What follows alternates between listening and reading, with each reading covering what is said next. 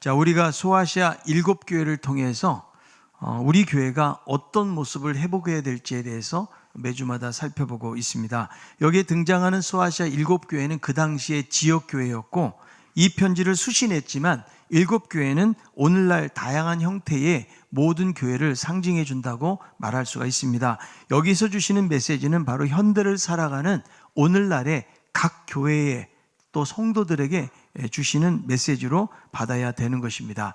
이 소아시아 7교회를 잘 관찰을 해보면 주님께서 평가를 하시는데 칭찬과 책망이 어우러져서 나옵니다. 근데 어떤 교회는 책망이 없고 칭찬만 있는 교회가 있는 반면에 또 어떤 교회는 칭찬만 있고 책망이 없는, 책망만 있고 칭찬이 없는 이런 교회도 있다는 것입니다. 오늘 등장하는 이 서머나 교회는 책망이 없는 교회, 칭찬만 있는 교회입니다. 어떻게 이 서머나 교회가 칭찬을 받는 교회가 되었을까요? 이 교회를 평가하시는 주님의 칭찬을 보면 세상과 다르다는 것을 알 수가 있습니다. 이 교회는 세상이 주목하지 않는 교회입니다. 이 서머나 교회의 특징은 작고 가난하고 어려운 교회라는 것입니다. 세상은 큰 것을 좋아하고 그리고 많은 것, 소유한 것을 대단하게 보지만 이 서머나 교회는 늘 환난과 궁핍 속에서 어려움을 당하고 있기 때문에 세상적으로 볼 때는 무명하고 보잘것없는 교회라고 볼 수가 있습니다. 그러나 주님이 평가하시는 것은 세상과 다르다는 거예요. 주님은 환난과 궁핍 속에서 시달리고 있는 이 교회를 칭찬하시고 사랑하고 계시다라는 것입니다. 이렇게 주님이 이 서머나 교회를 칭찬하는 것은 서머나 교회가 잘하고 있다는 거예요. 신앙생활을 제대로 하고 있다는 사실을 우리에게 보여주고 있는 것입니다. 여러분, 우리들은 현재를 살아가면서 나의 신앙의 모습을 보면서 내 스스로가 느끼는 것이 있을 것이고 하나님이 보실 때에 과연 어떻게 우리는 신앙생활하고 있을까? 우리는 스스로가 잘못한 부분들에 대해서 깨닫는 부분도 많이 있지만 어쩌면 또 한편으로는 나는 그래도 신앙생활을 좀 꽤 잘하고 있어, 이렇게 생각하는데 하나님께서 우리에게 책망을 하실 수도 있다는 거예요. 여러분이 여러분 스스로에게 점수를 매겨보라고 그러면 몇 점 정도를 주시겠습니까? 아마 각각 다 다를 거예요. 자기 자신에 대해서 후하게 점수를 주는 사람은 점수를 많이 주고 또 박하게 주는 사람은 점수를 박하게 주는 경우를 볼 수가 있는데요. 제가 어떤 청년에게 물었어요. 점수를 몇 점 점수 줄 수 있을 것 같냐 그랬더니 100점을 주겠다는 거예요. 그래서 제가 깜짝 놀라서 정말 그런지 물어봤더니 정말로 100점이래요. 어떻게 100점 주는 것이 가능할까? 저는 개인의 생각이기 때문에 존중해 주지만 잘 생각해 보면 내가 아무리 잘 산다고 할지라도 100점을 줄 수 과연 있을까? 이것은 너무나 과한 생각이라고 하는 것이죠. 우리가 점수를 준다는 것은 내 스스로 나에 대해서 어떻게 생각하냐 이런 개념보다는 하나님 앞에 있다면 과연 하나님께서 나에게 몇 점을 주실 것인가? 우리는 스스로에 대해서도 평가하며 살아가지만 사실 주님의 평가가 더 중요하다고 말할 수가 있는 거예요. 저는 교회도 마찬가지라고 생각을 해요. 우리 교회가 좋은 교회, 건강한 교회, 이 시대에 꼭 필요한 교회라고 여길 수 있지만 하나님이 생각하시는 교회의 모습은 얼마든지 다를 수도 있다는 것입니다. 소아시아에 있는 7교회들, 칭찬받는 교회들이 100% 완벽하고 무흠하기 때문에 그들이 칭찬받은 것은 아닙니다. 여전히 부족한 부분이 있지만 주님이 원하시고 기뻐하시는 교회가 되기 위해서 그들이 그렇게 충성하고 복음을 위해서 고난까지라도 이기면서 살았던 그런 삶의 가정들을 볼 때에 하나님께서는 그것을 귀하게 여기셨다는 거예요. 이런 의미에서 볼 때 이 서머나 교회도 겉으로 볼 때는 자랑할 것이 없고 아주 가난하고 보잘것없이 그런 교회처럼 보이지만 그러나 하나님이 원하시고 기뻐하시는 삶을 살기 위해서 신앙의 핍박 속에서도 하나님을 배반하지 않고 끝까지 견디었던 그런 교회였던 것입니다. 그래서 주님께서 서머나 교회를 칭찬하시는 거예요. 이 서머나 교회의 특징은 무엇일까요? 첫째는 영적으로 부유한 교회라는 것이죠. 이 서머나라는 도시는 7교회 중에서 현재까지 유일하게 남아있는 도시입니다. 터키의 이즈미르라고 하는 그런 이름으로 불려지는 곳이 바로 서머나입니다. 특별히 이 도시는 황제 숭배의 중심지로 알려져 있습니다. 역사 속에서 서머나는 황제에 대한 오랜 충성으로 말미암아 여러 로마 황제들에 대해서 신전을 건축하는 일을 했기 때문에 이 도시는 황제 숭배를 위한 신전을 총괄하는 기능을 가진 도시라고 말할 정도로 그렇게 황제 숭배가 철저한 도시였던 것입니다. 그 당시에 도시들이 로마의 속주로 있으면서 앞다투어서 황제를 위해서 신전을 건축하면서 자신들의 충성을 과시했는데 그 중에 대표적인 도시가 바로 서모나라고 말할 수가 있는 것입니다.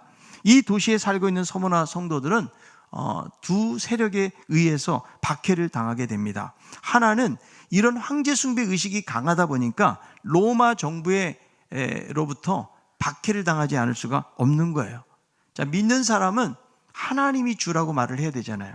근데 로마 황제를 신이라고 지칭을 하고 주라고 말해야 되기 때문에 우상 숭배의 문제가 걸리니까 여기서 고난을 당할 수밖에 없다는 것이죠. 특별히 도미티안 황제 때에 로마의 모든 시민들에게 황제 숭배가 요구가 되면서 이것을 거부시에는 죽임을 당할 수도 있었던 것이죠. 그래서 1년에 한 번씩 황제의 제단에 분향을 하고 이 분향한 사람들이 증명서를 발급을 받았다는 거예요. 이 증명서가 없으면 황제 숭배를 거절한 것으로 여겨지는 거죠. 그래서 매년 이런 정치적인 충성을 맹세하게 했다는 거예요. 여러분, 요즘 백신 패스라고 증명서가 필요해요. 그래서 소리가 잘 나야 식당에도 들어갈 수가 있고 내일부터는 대형 마트나 백화점에도 들어가기 위해서는 백신 패스가 있어야 되는 것이죠. 그래서 그 당시에도 분향 증명서가 있어야 불이익을 당하지 않고 황제 숭배하는 자로 여겨졌던 거죠. 그러니까 여러분, 정치적으로 황제 숭배를 강요당하면서 이들은 핍박을 당할 수밖에 없었다는 거예요. 또 하나는 유대주의자들로부터 종교적으로 회방과 핍박을 받았다는 것입니다. 자, 유대교가 볼 때 기독교는 새롭게 태어난 신흥 종교라고 말할 수가 있는 거죠. 그래서 사도행전 24장에 보니까 더둘로라는 변사가 이야기를 하는 거예요. 바울을 향해서 뭐라고 이야기해요? 전염병 같은 자다, 이렇게 말해요. 그리고 천하의 유대인들을 소욕해 하는 나사렛 이단의 우두머리라고 그렇게 지칭하는 모습을 볼 수가 있거든요. 그러니까 예수를 중심으로 나사렛 교가 혜성같이 나타나고 수많은 사람들이 여기에 추종을 하다 보니까 유대교 입장에서는 위기의식을 느끼지 않을 수가 없었던 거예요. 그래서 기독교를 핍박을 하게 된 거죠. 여러분, 사도 바울이 선교 여행도 보세요. 유대인들이 그 지역에서만 핍박한 것이 아니에요. 바울을 계속 따라다녀요. 그러면서 고소를 하는 거죠. 특별히 예수 믿는 사람들은 황제 숭배 문제에 항상 걸릴 수밖에 없기 때문에 그런저런 상황들을 들어가지고 고소를 하면서 예수 믿는 사람들을 핍박을 했다라는 거죠. 그래서 이 서모나 교회는 다중적인 박해 상황 속에 놓여 있다 보니까 신앙생활을 제대로 잘하기 위해서는 이런 핍박들을 감수해야만 했던 것입니다. 자, 여기에 대해서 이제 주님께서 말씀하시는 거예요. 요한계시록 2장 9절에 있는 말씀이에요. 내가 내 환난과 궁핍을 알거니와 실상은 내가 부요한 자니라. 자칭 유대인이라 하는 자들의 비방도 알거니와 실상은 유대인이 아니요 사탄의 회당이라. 여러분, 이 서모나라는 도시 자체는 아주 경제적으로도 풍성한 도시라고 말할 수가 있거든요. 그런데 성도들이 환난과 핍박을 당하는 이유가 무엇일까요? 황제 숭배를 거절하다 보니까 도시민으로서 가져야 될 여러 가지 권리를 포기해야 돼요. 여러 가지 혜택들에 대해서 불이익을 감수해야 되다 보니까 그들이 경제적으로도 영향을 받지 않을 수가 없는 거예요. 백신 패스를 적용하듯이 황제 숭배를 했다라는 그런 증명서 같은 것이 없잖아요. 어떤 직업을 갖거나 사업을 하기가 어려운 거예요. 초대교회 당시에는 여러분 조합 같은 것이 있었기 때문에 황제 숭배를 안 하는 사람들은 거기에 제대로 들어갈 수가 없는 거예요. 그러니까 제대로 사업을 하거나 떳떳하게 어떤 직업을 가지고 생활하기가 어려웠기 때문에 예수 믿는 사람들은 자동적으로 가난과 궁핍한 삶을 살 수밖에 없었다라는 거예요. 또 유대인들에 의해서 그 폭도들에게 재산을 강탈당하는 일들이 빈번하게 일어나게 되었다는 거예요. 그러니까 이 당시에 서머나 교회 그리스도인들은 정치적으로, 경제적으로, 사회적으로 불이익과 핍박을 당하면서 이들이 신앙생활을 했다는 거예요. 9절에 보면 환난이라는 단어는 으스러지는 고통의 압박감, 엄청난 스트레스를 뜻하는 그런 단어를 쓰고 있는 거예요. 궁핍이라는 말은 어떤 말입니까? 너무 가난해가지고 아무것도 가지고 있지 못한 상태. 우리가 과거에 쓰던 말 있잖아요. 가난해는 어느 정도 가난해? 찢어지게 가난한다. 예. 제대로 먹을 것이 없으니까 그냥 항문이 그냥 찢어질 정도로 가난하다, 이런 말을 하기도 했거든요. 자, 그런데 오늘 이 말씀을 통해서 볼 때 중요한 것은 뭐냐면 주님이 아신다는 거예요. 서머나 성도들이 지독한 궁핍과 환난 속에 있지만 주님이 알고 계신다. 여러분, 이것이 이 서머나 성도들에게는 얼마나 큰 위로가 되었을까요? 우리 주님께서는 이들이 예수 때문에 가난하게 살고 예수 때문에 여러 가지 환난 당하는 그런 모든 사실들에 대해서 주님이 알고 있다라고 성경은 말씀해 주고 있다라는 거예요. 예수님께서 오병이의 기적을 일으켜 주시고 제자들에게 벳세다 바다 건너편으로 가라고 명령을 하세요. 그래서 예수님께서는 육지에 계시고 제자들이 배를 타고 바다를 건너다가 큰 풍랑을 만나게 됩니다. 그래서 이들은 이 위기를 벗어나기 위해서 막 괴롭게 아주 열심히 노를 젓고 있는데, 그런데 주님께서 이 상황을 아시고 찾아오는 장면이 등장을 합니다. 자, 마가복음 6장 48절, 바람이 거스름으로 제자들이 힘겹게 노젓는 것을 보시고 밤 사경쯤에 바다 위로 걸어서 그들에게 오사 지나가려고 하시매. 자, 제자들이 힘겹게 노젓는 것을 보시고, 어디에 계시는데? 지금 육지에 계시잖아요. 그런데 이들이 괴롭게 노를 젓고 있는 모습을 주님께서는 이미 보고 계시고, 그리고 친히 여기에 찾아오셔서 안심하라, 내니 두려워하지 말라, 그러면서 풍랑을 잔잔케 하시는 그런 주님의 모습을 볼 수가 있는 거예요. 여러분, 우리가 살면서 정말 힘든 것은 고난 때문에 힘든 것이 아니고 그것을 알아주는 사람이 없기 때문에 힘든 거예요. 내가 아무리 시련을 당해도 내 옆에서 나를 위로해주고 격려해주고 나를 위해서 기도해주고 함께하는 사람이 있다면 그런 어려움들을 이길 수가 있는 것이죠. 여러분, 우리가 신앙생활하면서 주님께서 아신다는 게 참 중요해요. 이 서머나 교인들이 이런 지독한 궁핍과 환난 속에 있지만 내가 너희들을 안다. 여러분, 살아가면서 이 환난과 가난만큼 어려운 것이 어디 있겠어요? 그런데 주님은 모든 것을 알 뿐만 아니라 친히 찾아오셔서 붙들어 주시고 위로해 주시고 그 길을 인도하시는 분이 바로 주님이시라는 거예요. 우리도 이 땅을 살아가면서 여러 가지 괴로운 일들을 겪습니다. 우리가 고통을 겪기도 합니다. 하나님은 우리의 한숨을 아시고 우리의 걱정과 염려까지도 아시는 주님이시라는 거예요. 여러분, 사람들은 나랑 같이 사는 사람도 몰라줄 때가 많아요. 그런데 주님은 우리를 알고 계신다. 그래서 여러분, 시련을 당하고 여러 가지 어려운 일들을 만나잖아요. 너무 낙심하지 마세요. 우리의 모든 형편과 처지를 아시는 주님이 우리와 함께 하신다는 거예요. 물론 때로는 하나님께서는 우리들을 내가 생각지도 못하는 고난의 자리에서 우리들을 놔둘 때가 있거든요. 그럴 때는 정말 답답하고, 하나님이 고난이 언제까지 가는 것입니까? 라고 하나님 앞에 부르짖을 수 있지만, 그러나 하나님은 자신의 자녀들에 대해서 시선을 놓치지 않고 계시는 거예요.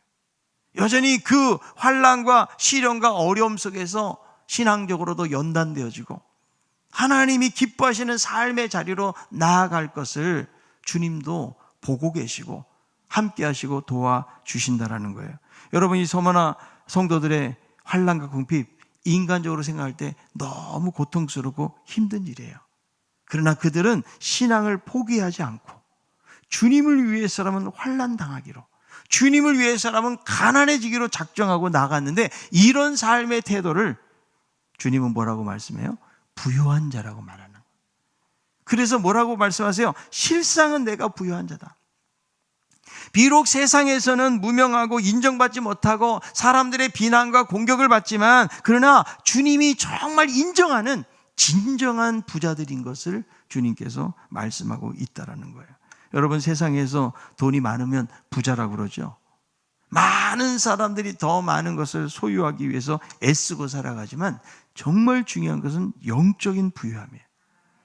아무리 여러분 재산이 많아도 우리의 영혼이 건강해지는 것이 중요하거든요. 그런데 여러분, 돈이 있다고 부유함을 갖는 것이 아니에요. 물론 여러분, 세상 살아가면서 돈 많으면 좋죠. 지금보다는 훨씬 더 편하게 살고 대접받으면서 살 수가 있다는 거예요. 그러나 돈은 우리의 육신을 편하게 만들지는 몰라도 진정한 평안과 행복은 가져다 줄 수가 없다. 그런데 잘못하면 이 돈이 우리를 부유하게 해준다고 착각할 수가 있다는 거예요. 자, 요한계시록 3장 17절, 내가 말하기를 나는 부자라 부유하여 부족한 것이 없다 하나 내 공고한 것과 가려는 것과 가난한 것과 눈먼 것과 벌거벗은 것을 알지 못하는도다. 여러분, 육신적으로 부유한 것을 영적인 부유함으로 착각한 사람들이 누구예요? 라오디게아 교인들이에요. 이들에게는 외부 박해가 없었어요. 근데 경제적으로 너무 풍성한 삶을 살다 보니까 자신들이 아무런 문제가 없고 자기는 부유하다고 여겼던 거예요. 그런데 주님이 보실 때는 그들의 가난한 것, 눈먼 것, 그들의 벌거벗은 것을 보고 계신다고 말씀하고 있다는 거예요. 여러분, 서머나 교회는 정반대예요. 외적으로 볼 때는 초라하고 보잘것없고 자랑할 것이 하나도 없어요. 그러나 진정으로 부유한 자라고 주님이 말씀하고 있는 거예요. 여러분, 돈이 많은 부자가 되기를 원하십니까? 아니면 영적으로 부유한 자가 되기를 원하십니까? 답은 알고 있는데 우린 두 가지를 다 원해요. 좀 돈도 많았으면 좋겠고 영적으로 부유해졌으면 좋겠지만 사실은 두 가지가 같이 가기가 너무나 어려운 거예요. 여러분, 우리가 많은 돈을 벌면서 사는 것도 좋겠지요. 그러나 더 중요한 것은 영적인 부유한 은혜를 누리는 거예요. 왜냐하면 주님의 평가는 세상에서 외적으로 얼마나 많은 것을 소유하고 얼마나 잘 되었느냐 이것으로 보는 것이 아니고 주님이 정말 보는 것은 무엇입니까? 우리가 영적으로 정말 부자인 삶을 살아가고 있는가, 이것을 보기 때문에 그런 것입니다. 여러분, 많은 것 가진 사람들이 때로는 부러울 때가 있죠. 좋은 차를 타고 많은 월급을 받고 또 좋은 집에서 살면 부러운 때가 여러분 있어요, 없어요? 속으로만 생각하세요. 저도 가끔 부러울 때가 있어요. 그런데 여러분, 많은 거 가지고 있다고 해서 세상에서 행복할 수 있는 것은 아니라는 거예요. 프랑스의 유명한 작가 모파상이라고 있는데요, 이 사람이 원래 신학교에 들어갔다가 퇴학을 당하게 됩니다. 그때부터 신앙과 결별을 하게 되어지고 자기가 주인된 삶을 살기 시작을 하거든요. 그때부터 그는 문학의 뜻을 두고 정진해서 10년 만에 유명한 작가가 돼요. 그래서 하루아침에 돈방석 위에 앉게 되어서 그는 대저택에서 살면서 수없이 애인을 바꾸면서 방탕하게 살았어요. 그래도 이 사람의 문학적 소양 때문에 여전히 흠모하는 팬들이 많았다는 거예요. 그는 은행에 많은 돈을 항상 가지고 있었지만 안질과 불면증으로 시달리다가 자살을 기도하고 간신히 목숨을 구해가지고 정신병원에서 절규하다가 43세의 나이로 세상을 떠나게 돼요. 그런데 그의 무덤 묘비에는 자신이 말년에 자주 외쳤던 삶의 고백이 적혀 있습니다. 나는 모든 것을 소유하고자 했지만 결국 아무것도 갖지 못했다. 이 사람은 여러분, 세상에서는 부자로 살았는지 모르지만 정말 가난한 삶을 살게 되었다는 거예요. 여러분, 세계적인 가부 록펠러가 죽었을 때에 사람들이 회계사에게 물었습니다. 여러분, 록펠러는 세계적인 갑부였잖아요. 얼마나 무엇을 얼만큼 남기고 갔는지를 물었을 때 회계사가 대답합니다. 다 남기고 갔습니다. 하나도 가지고 간 것이 없다라는 거예요. 여러분, 성경에 어리석은 부자 보세요. 세상적으로 잘 되고 가진 것이 많았어요. 그런데 무엇을 착각한 거예요? 자기가 자기 인생의 주인인 것을 착각했어요. 그것을 성경은 어리석은 자라고 이야기해주고 있다라는 거예요. 여러분, 세상에 많은 사람들이 부를 누리고 명예를 누리고 인기를 누리지만 그것만으로도 행복하지 못한 거예요. 그래서 여러분, 우리 한국 사회에서도 외로움을 이기지 못하고 여러분 스스로 자살하는 그런 자리에까지 이른 사람들이 얼마나 많은지 몰라요. 여러분, 평균 내면 하루에 38명 정도가 한국 사회에서 자살해서 죽어요. 그러니까 자살공화국이라는 오명을 벗지 못하고 있다는 거죠. 여러분, 왜 사람들이 목숨을 끊는 것일까요? 여기에 다양한 사람들이 있어요. 많이 가지고 있는 부자들도, 사회적인 어떤 지위가 있는 고위 공직자들도, 그리고 화려한 삶을 살았던 연예인들도, 뿐만 아니라 너무나 가난하고 힘들게 살았던 사람들도 목숨을 끊습니다. 왜 그럴까요? 결국 세상에는 답이 없기 때문에. 소망이 없고 절망적인 생각이 들기 때문에 결국은 삶을 포기하게 된다는 거예요. 자기 스스로가 영혼의 공백을 채울 수가 없는 거예요. 여전히 세상에 있는 것만으로도 허무하고 충분한 만족을 누리지 못하기 때문에 사람들이 포기하고 있는 거예요. 여러분, TV에서 자연인이라는 프로그램 있잖아요. 요즘 남자들이 그거 보는 걸 너무 즐거워한대요. 저도 가끔은 이 자연인이라는 프로그램을 하게 되면 이렇게 관심을 가지고 보게 되어지는데, 자, 혼자 산다 그러면 얼마나 재미가 없을까요? 적적하고 무슨 삶의 재미가 하나도 없을 것 같아요. 그런데 여러분, 인터뷰해 보세요. 자기보다 행복한 사람은 없다는 거예요. 거기 여러분 들어가서 어떤 사업에 파산하고 건강에 큰 치명적인 어떤 문제를 안고 있고 사람들과의 관계가 끊어져 가지고 더 이상 오갈 데 없는 사람들이 그곳에 들어가서 살고 있는데, 그들의 고백을 보면 불행하다고 하는 사람을 저는 못 봤어요. 다 행복하다는 거예요. 여러분, 우리가 볼 때는 뭐가 행복한가 이런 생각이 들잖아요. 근데 우리가 살다 보면 가끔 이런 생각하는 분들이 계실지 몰라요. 나도 좀 혼자 어디 가서 살고 싶다. 그런 분들 계시면 같이 갈 사람들은 예배 끝난 다음에 모이시기 바랍니다. 세상 사는 게 너무 힘든 거죠. 그래서 이제는 아무런 좀 책임도 안 지고 다른 사람들이 좀 관여하지 않는 곳에 내가 좀 혼자 살고 싶다. 때로는 우리가 이 험한 세상을 살다 보면 이런 생각을 가질 때가 있다라는 거예요. 제가 여러분들에게 무엇을 하고 싶어서 이런 말씀을 드리는 것일까? 세상에서 무언가 잘 갖춰져 있어서 행복한 것은 아니라는 거예요.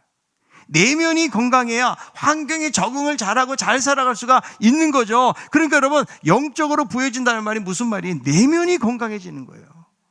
죄로 인해서 허무하고 무상한 내면이 말씀으로 채워지는 것이고 그리스도의 사랑으로 채워지는 것이고 성령으로 채워지는 거예요. 그게 부유한 거예요. 여러분, 세상에 있는 어떤 것으로도 우리 영혼의 공허함을 채울 수는 없는 거예요. 하나님의 말씀만이, 진리만이 우리를 채울 수가 있는 거예요. 그래서 여러분, 영적으로 부유한 사람들에 대한 그런 말씀이 고린도서 6장 9절 10절에 나와 있어요. 무명한 자 같으나 유명한 자요, 죽은 자 같으나 보라 우리가 살아있고, 징계를 받는 자 같으나 죽임을 당하지 아니하고, 근심하는 자 같으나 항상 기뻐하고, 가난한 자 같으나 많은 사람들을 부유하게 하고, 아무것도 없는 자 같으나 모든 것을 가진 자로다. 이 사람들이 여러분 겉으로 볼 때는 무명한 자고 징계를 받는 자고 죽는 자 같아요. 근심하는 자 같아요. 아무것도 가지지 못한 자 같지만 그러나 모든 것을 가진 자의 삶을 살아간다라고 말씀하고 있는 거죠. 여러분, 이 서머나 교회 성도들의 삶이 행복했을까요? 뭐 즐거운 일이 있었겠어요? 어쩌면 신앙을 갖는다는 것은 죽음을 각오하는 일이에요. 그리고 환난과 궁핍 속에서 계속해서 그 극심한 고통을 가지고 사는 것이고 그 일이 반복이 되었다는 거예요. 그런데 그들은 그 가운데서도 주님을 배반하거나 신앙에서 떠나지 않고 오히려 기뻐하며 감사하는 삶을 살았던 이유가 무엇입니까? 영적으로 부유했기 때문에 가능하다는 거예요. 여러분, 서머나 교회에 신앙의 핍박이 있잖아요. 우리들도 여러분 일주일에 한번 모여서 예배 드리다 보면은 교우 소식을 듣잖아요. 누가 아파서 병원에 입원했습니다. 장례를 다녔습니다. 뭐 이런저런 소식을 듣지 않습니까? 여러분, 이 서머나 교회 안에서도 어떤 소식이 있겠어요? 성도들 간에 죽임을 당한 사람도 있을 것이고 잡혀간 사람도 있을 것이고 직업을 잃고 생계를 지탱하기 힘들게 살아가는 그런 사람들, 정말 교회 안에서 어려움 당하는 사람들의 소식을 많이 접하고 있었을 거예요. 그런데 은혜가 충만하니까 어려운 중에서도 그리스도의 사랑을 실천하면서 서로 돕고 돌보는 일을 하면서 아름다운 공동체를 이루어 갔던 것입니다. 주님은 이 서머나 교회 성도들을 향해서 실상은 부유한 자다, 너희들이 진짜 부자다, 예수님께서는 그렇게 말씀해주고 있는 거예요. 그러니까 여러분, 이들은 환난이나 가난 속에서도 흔들리지 않았던 거예요. 저는 이 소아시아 7교회를 이렇게 쭉 보면서 우리 신강교회가 어떻게 칭찬을 받는 교회가 될까? 저는 다른 교회들보다도 특별히 서머나 교회가 우리 교인들하고 너무 맞는 것 같아요. 예. 우리 교회 뭐 대단한 부자도 없고 그 참 감사해요. 대부분 가난한 분들도 많고 서민들이 다니는 교회거든요. 그런데 영적인 부유함을 갖는 성도들이 있어요. 이 서머나 교회는 그것 때문에 칭찬받았거든요. 비록 바깥에서는 무명하고 그리고 사람들이 알려지지 않았고 뭐 대단하게 자랑할 만한 것이 하나도 없다고 할지라도 날마다 예수 그리스도 그분만으로 만족하고 그분 안에서 진정한 부요를 누리는 사람들, 그런 사람들이 저는 우리 신강교회도 많은 줄로 믿습니다. 영적으로 부유한 삶을 살아갈 수 있는 우리 성도들 되길 바랍니다. 두 번째로는 죽도록 충성하는 교회죠. 이 서머나 교회가 신앙으로 박해를 당했는데 특별히 유대인들의 회방과 핍박이 컸어요. 근데 이 당시에 큰 규모의 유대인 사회가 있는데 역사가들에 의하면 그들이 매우 번창한 거예요.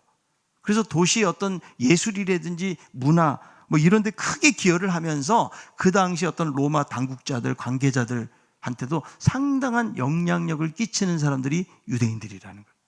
그러니까 그것들로 인해서, 그런 이유들로 인해서 기독교인들은 더 핍박을 받을 수밖에 없는 거예요. 그래서 9절 이 하반절의 말씀을 보니까 자칭 유대인이라고 하는 자들의 해방을 하는데 실상은 유대인이 아니고 뭐라고 말해요? 사단의 회다. 겉으로는 자칭 유대인이라고 부르지만 그러나 실제로는 사단의 회당이다. 자기 스스로가 하나님의 선택된 백성이라고 주장하고 아브라함의 후손이라고 말하지만 그러나 사실은 그리스도를 반대하고 받아들이지 않는 사단의 무리들이라고 지금 주님이 말씀하고 있는 거예요. 여러분, 진정한 하나님의 백성은 혈통이 아닌 거죠. 예수 그리스도를 주로 메시아로 받아들이는 사람들이 바로 하나님의 자녀라고 말할 수가 있는 거예요. 그런데 여러분, 유대인들은 메시아를 거부하고 그리스도인들을 미워하고 박해하는 사람들인데 그들의 정체가 뭐라는 거예요? 사단의 회당이다 라고 말하는 거예요. 여러분, 이단들도 구원을 말해요. 예수 그리스도를 이야기합니다. 사회적으로 선행을 합니다. 세계 평화, 통일 뭐 이런 이야기도 해요. 그러나 이단의 배후는 사단이 역사하고 있는 거예요. 여러분 수많은 사람들이 왜 자꾸 이단에 빠질까요? 한국 교회에 얼마나 많은 교주들이 있는지 몰라요. 근데 저는 정말 교주 중에서 인물도 잘났고 말도 정말 잘하는 사람 거의 본 적이 없어. 제가 좀 봤으면 따라갈 텐데 어떻게 보면 정말 매력도 없고 나이도 많고 어떤 사람은 그리고 별로 사람들에게 호감을 갈 만한 그런 가르침도 아닌데 그런데도 수많은 사람들이 목숨 걸고 따르는 모습을 보면서 저게 바로 사단의 역사예요. 사람의 지식과 생각으로 그렇지 않아요. 거기 많이 배운 사람들도 빠져들어요. 여러분, 대학생들 공부 잘하는 막 명문대 다니는 학생들도 거기 들어가서 앵벌이도 하고 그래요. 왜 그래요? 그 이단의 배후가 바로 사단이기 때문에. 마지막 때에 그렇게 여러분 역사를 하고 있다는 거죠. 여러분, 누가 예수를 죽입니까? 유대인이라고 불리는 종교 지도자들이에요. 사두개인들을 중심으로 해서 예수님을 십자가에 못 박거든요. 여러분, 유대주의자들도 하나님의 이름을 부르는 거예요. 선택된 백성이라고 이야기합니다. 율법적으로 철저하게 지킨다라고 말을 하죠. 그러나 그리스도를 모르는 자들이기 때문에 기독교를 핍박하고 적대시하고 공격을 했던 것입니다. 순교자 저스틴이 안토니우스라는 사람에게 보낸 변증서에 의하면 유대인들은 마치 전쟁터에서 하듯 우리를 죽이고 이방인들을 고문하듯 했다라고 증언하고 있어요. 이 서머나 교회의 감독이었던 폴리갑이 원형극장에 끌려가서 처형을 당할 때 그때 데모를 주동하고 큰 소리로 화를 내면서 했던 그 배우가 누구냐? 바로 유대인들이 폴리갑에 순교하는데도 도왔다라고 기록을 하고 있는 거예요. 그러니까 여러분, 유대인들의 배우는 뭐예요? 사단이라는 거예요. 믿는 사람들을 핍박하고 신앙생활을 못하도록 방해하고 있는 거예요. 자, 그래서 오늘 이 말씀을 보면 주님께서 이 서머나 교회에 무엇을 말씀하실까? 여러분, 그동안 여러 가지 환난과 가난이 있잖아요. 그렇다면 좀 환난에서 벗어나고 궁핍한 자리에서 벗어나도록 해야지 서머나 성도들에게 은혜가 되지 않을까요? 우리가 정말 시련을 받는 자리에 있다면 어떻게 기도하시겠어요? 하나님, 이 시련 좀 벗어나게 도와주세요. 내가 정말 가난하고 먹을 것 없이 그렇게 간신히 내가 생존하면서 살아간다 그러면 우리는 하나님께 아마 기도할 걸 채워달라고. 그런데 오늘 말씀을 보면 주님은 이런 약속을 전혀 하지 않아요. 오히려 더 어떤 약속을 하신가? 자, 요한계시록 2장 10절에 있는 말씀. 너는 장차 받을 고난을 두려워하지 말라.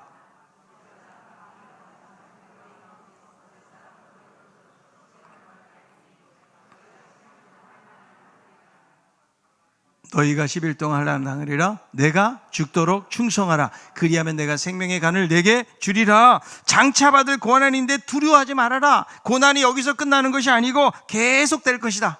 이제 몇 사람이 감옥에 들어가서 시험을 받게 되고 너희는 10일 동안 환난을 받게 될 것이다 라고 말씀하세요. 지금 서머나 교인들에게 경제적인 궁핍에 대한 회복을 약속하지 않는다는 거예요. 이들에게 어떤 많은 시련 가운데서 하나님이 특별히 보호하시고 인도하신다라는 그런 약속을 하고 있는 것이 아니고 오히려 장차 고난이 있을 것인데 너희들이 담대하고 그리고 끝까지 나에게 충성하라, 이런 말씀을 주고 있는 거예요.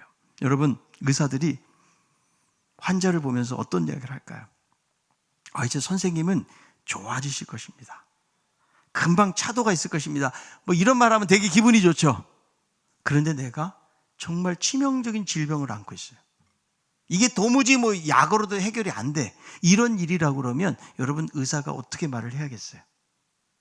정말 여러분 정직한 의사라고 그러면 이 사람이 준비할 수 있도록 도와줘야 되는 거예요.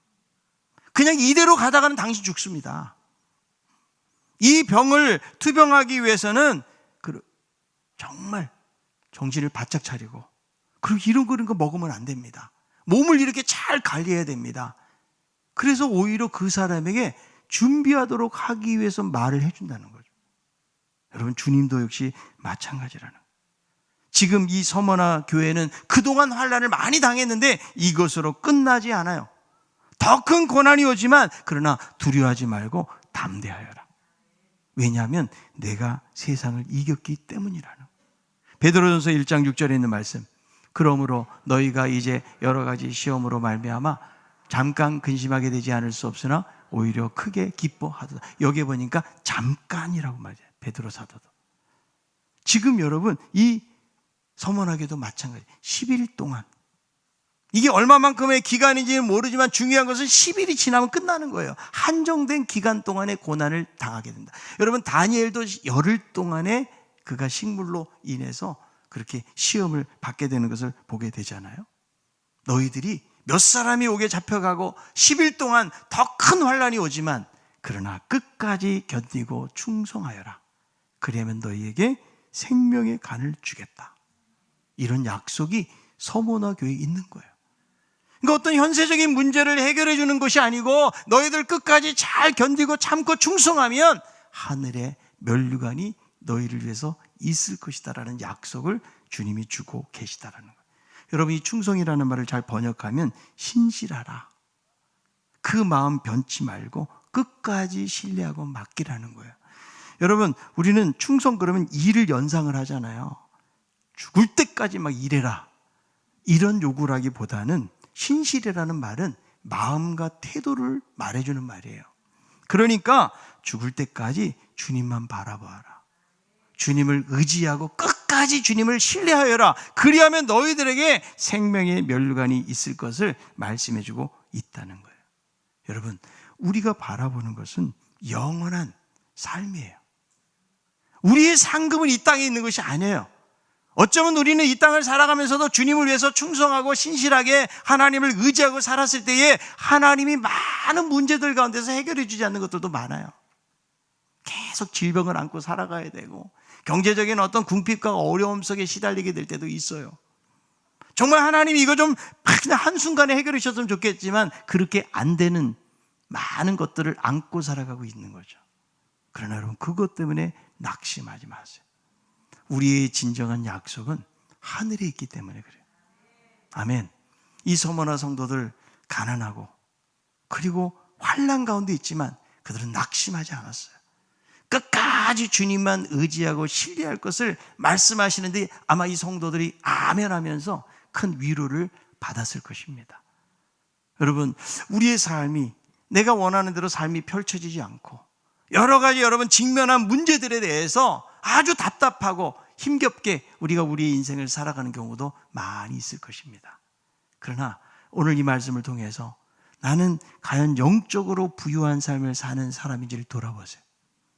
내가 세상에 어떤 많은 관심을 가지고 세상에서 다 해결되고 세상에서 모든 것을 성취하고 가려고 생각하지 마시고 정말 내가 마음이 건강하고 내면이 부자인가? 영적인 부유한 은혜를 누리면서 그리고 끝까지 주님을 신뢰하여라. 하나님께 충성할 때에 우리를 위해서 예비하신 생명의 멸관을 바라보면서 믿음으로 나아가는 우리 성도들 될 수 있기를 바랍니다. 서머나 교회 세상적으로는 대단한 교회도 아니고 유명한 교회도 아니에요. 정말 보잘것없고 초라하고 가난한 성도들이 계속 시련을 당하고 있지만, 그러나 그들은 마음이 부자였기 때문에, 영적으로 부여했기 때문에 이 모든 시련과 어려움을 이길 수 있었던 것처럼 여러분의 삶 속에서도 내가 가난하고 여러 가지 많은 시련을 겪고 내가 예수 믿는 것 때문에 가난해지기로 작정하고 예수 믿는 것 때문에 내가 시련을 당하기로 결단하고 나아간다면 그 사람이 정말 영적으로 부유한 자입니다.